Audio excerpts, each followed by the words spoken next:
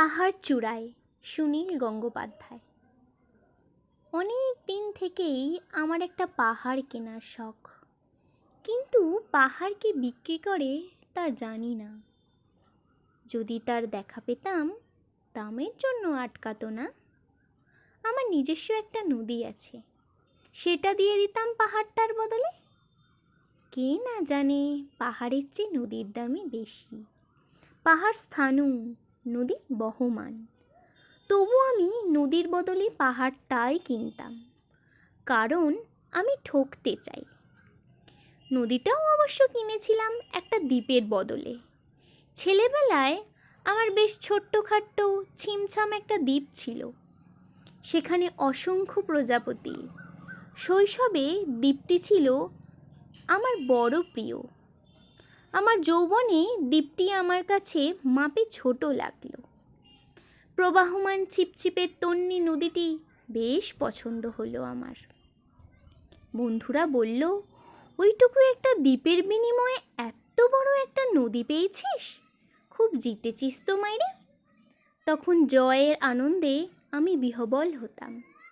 তখন সত্যিই আমি ভালোবাসতাম নদীটিকে।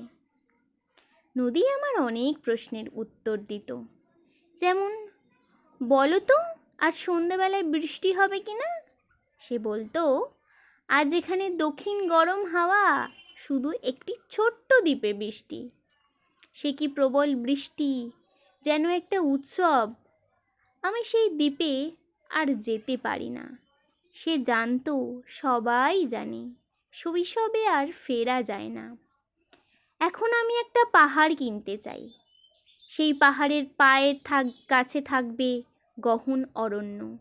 আমি সেই অরণ্য পার হয়ে যাব।